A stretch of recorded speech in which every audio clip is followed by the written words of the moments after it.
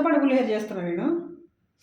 దానికి కావాల్సినవి అమ్మ, అన్నము, చింతపండు రసం, ఇందులోనే ఉన్నాయి పల్లీలు, శనగపప్పు, ఆవాలు, పసుపు, కరివేపాకు, పచ్చిమిర్చి. అయితే ఇప్పుడు చింతపండు పులిహోర ఎందుకు చేస్తున్నానంటే అమ్మ, నిన్న చికెన్ కర్రీ చేసిన, ఇది వీడియో పెడతానికి రాలేదు. ఈ కర్రీ కోసం అని ఇప్పుడు పులిహోర చేస్తున్నాను. చింతపండు పులిహోర బాగుంటుందండి టేస్ట్, రెండు కాంబినేషన్.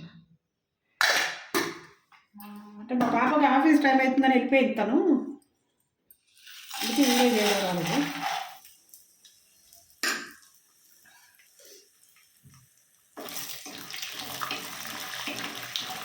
అంటే సమ్మర్ ఎక్కువ అవుతుంది కదా, ఇప్పుడు తినేస్తే తర్వాత మెల్లగా ఇంక తినలేదు ముందు ముందు ఆయిల్ ఫుడ్, అట్లనే చేస్తున్నాం అన్నమాట.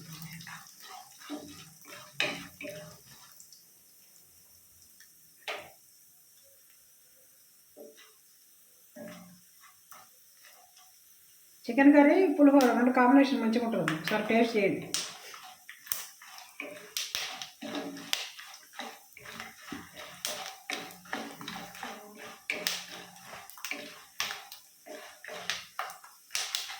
ఫ్యాన్ బంద్ చేస్తే మొత్తం ఇట్లా కొద్దిగా పెట్టేస్తే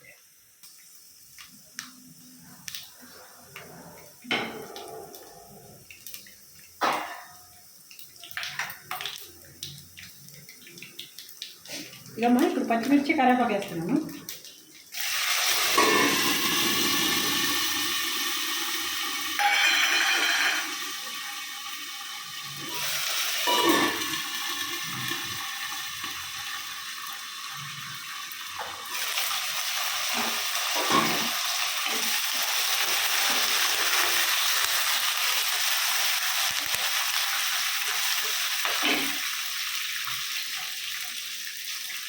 ఇంకో వేస్తాను ఇంకో.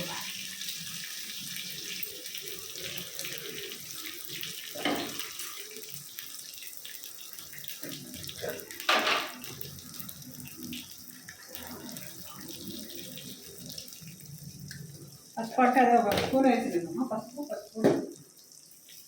స్పూన్ అంతా పసుపు.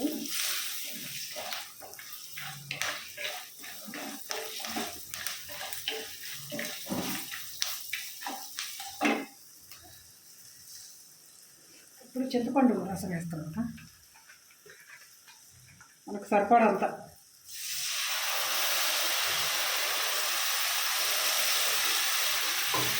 అంటే అన్నంలోకి ఎంత క్వాంటిటీగా ఉన్నా అంత.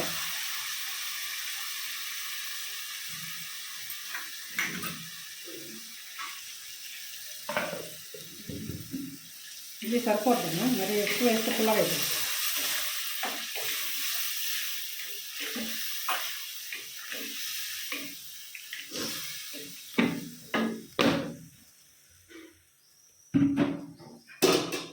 ఇప్పుడు కొంచెం బెల్లం వేస్తున్నాము, బెల్లం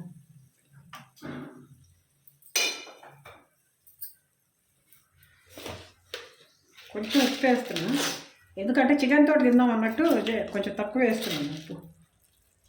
ఉప్పు ఎక్కువ వేయట్లేదు.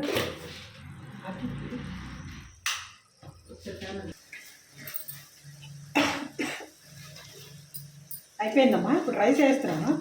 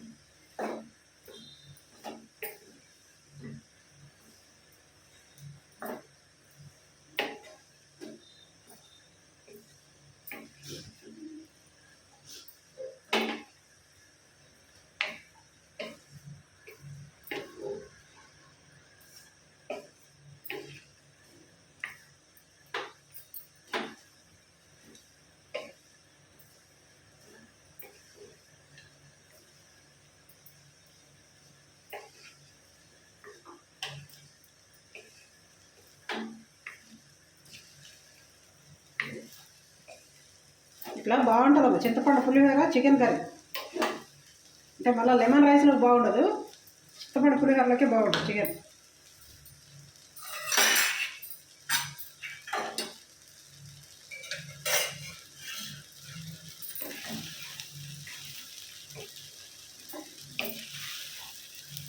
ఇంకా ఏమంటారమ్మా, పొంగల్ ఉంటుంది కదా, పొంగల్ అంటే ఉట్టి బెల్లం అన్నం ఉంటుంది కదా, బెల్లము పాలు కొబ్బరి వేసి ఉంటుంది.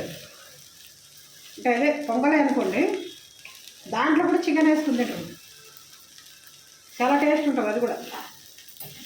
అది ఒకసారి చేసి చూపెడుతుంది, ఎందుకంటే చికెన్ కర్రీ పొంగల్ అన్నం. ఇంకా నాటుకోడి అయితే ఇంకా బాగుంటుంది, దాంట్లోకి ఊరుకోళ్ళు ఉంటాయి కదమ్మా, అవైతే బాగుంటాయి. అంటే అది నాకెట్లా తెలుసు అంటే, మా అత్తగారు వాళ్ళ సైడ్ తింటారు, అది బాగా తింటారు.